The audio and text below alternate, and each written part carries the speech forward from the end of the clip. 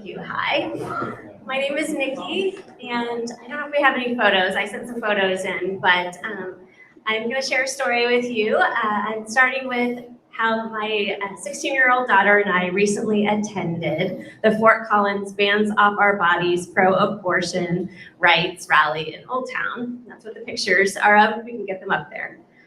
People of all ages and gender identities came out to support abortion rights. We showed up with our signs, we clapped and hooted and assent to the speaker's messages, and we rode the wave of empowerment and righteousness that flowed through the crowd. I found one speaker particularly inspiring. She was a CSU student and explained that when she was 19 and a freshman, she became pregnant and miscarried. She told the crowd of 300 plus strangers that if she hadn't miscarried, she would have sought an abortion because she wasn't ready to be a parent. She didn't want a baby, she wanted her education. She said it was her mission now to ensure that everyone has access to safe and legal abortions. She held her head high, spoke with conviction and bravery, never doubting her words or herself. As she shared her story, my daughter shook her head in affirmation and admiration and yelled, "Yes, queen," to her words. I felt at that moment a sense of wistfulness and awe wash over me. You see, I have not been so courageous with my own story. When I got pregnant my freshman year of college at 18 and subsequently made the difficult choice to have an abortion, I essentially also made the decision at that time to keep it all hidden forever.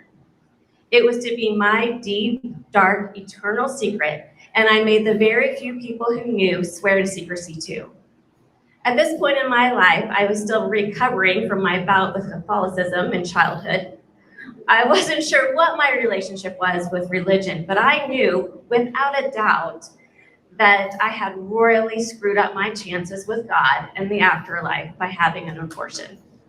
I was definitely a sinner, if not a murderer, and was irrevocably damaged. I also knew that unlike other traumatic situations my fellow undergrads were facing, my pregnancy and abortion were completely and totally my own doing. I didn't deserve or warrant anyone's compassion, support, or help. With time and distance from the event, I found it harder and harder to keep my secret. The shame and guilt stayed, sure, but the secrecy became harder as I made new connections and relationships. I wanted those that I was in true, authentic relationship with to truly know me, all parts of me. And while I didn't feel that my abortion defined me, it was, for better or worse, part of me. It was always with such trepidation and fear that I would disclose my secret to others. How would they react? Would they judge me harshly, despise me, or the worst fathomable fate, disown or ostracize me? But what I found was unexpected. My story was oftentimes met with understanding, acceptance, and open-mindedness. Still very selective of whom I told, but over the years, I became less apprehensive and more assured when sharing my story.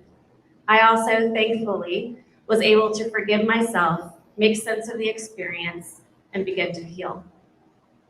Fast forward many years later to 2019. I am now living in Fort Collins with my husband and 2 kids. We are fairly new to FOCO and even newer to Foothills UU. You might remember that year saw an unprecedented, at the time, wave of abortion bans in many states, followed by urgent calls to action, eerily reminiscent of this past May. During June of 2019, the church rolled out a series called Everybody, and that included a sermon by guest minister Reverend Jordan Nelson Long titled Sin, Selfishness, and the Fear of God's Will, What I Don't Believe About Abortion. I remember sitting in church, listening to the sermon, and being both profoundly shocked and affirmed by the words being spoken in a church about accepting and supporting abortion. That same month, Foothills hosted a support group of sorts for those of us who had had abortions and were seeking a safe space to talk about our experiences and how we were feeling in light of the looming anti-abortion legislation. Telling my story to those I deemed safe enough to tell was one thing, but being that vulnerable with complete strangers was something else entirely. But I decided to go, mostly because the threat to the right of abortion rattled me so much that year. and it was another life-changing moment for me. There was a solidarity, a connection that came with bearing witness to others' stories that were different, yet similar to my own. I felt another hold on me give way that day, the one that kept me isolated and feeling alone in my experience. That summer, I told my oldest daughter, 14 at the time, my abortion story. The full story, not the abbreviated version that I'm telling you. She listened empathically and with an open heart. She asked questions and nodded in understanding at my responses. I remember her saying, "Well, Mom, that must have been really hard for you," and thanking me for trusting her with the truth. I always knew I would tell my daughters about my abortion, in part because I wanted them to have a much different perceived experience than I had growing up. I wanted them to know that they could come and talk to me about anything, even or especially about sex, and that I love them no matter what, even if or especially when they've screwed up or everything has fallen apart or they've come undone. But I also wanted to share my story with them because I want to be my authentic self with them too. As a parent, I know one of my most important responsibilities is to model for my kids what I want for them. If I want them to be brave, to be courageous in the face of things that make them uncomfortable, to be their true authentic selves, no matter how messy that is, and to lead a life without shame, I have to do that too. After the rally on the car ride home, my daughter spoke about how valuable it was to hear the stories of real people, to put an experience, a face, a name with all the stats.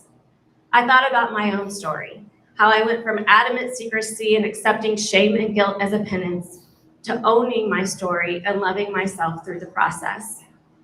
With more and more restrictive abortion bills being passed and the likely overturn of Roe v. Wade, I thought that now might be the time to write my next chapter in my story. And thankfully, Foothills is giving me the pen and paper again to write that next chapter. First by giving me this platform today, and then by initiating reproductive justice work on behalf of Foothills. I am deeply grateful that abortion was a choice for me, and I do not regret my decision. My purpose now is to use my experience and privilege to speak and act bravely for the rights of others, especially for those who will be disproportionately impacted by anti-abortion legislation, so that I can be part of, as Reverend Jordan Nelson Long called it, the courageous legacy handed forward across generations that means safely continuing a life of worth and meaning is a possibility for people in our communities.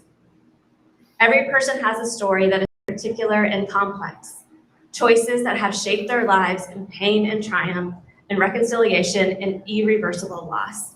So reads the message for this series. This is my story.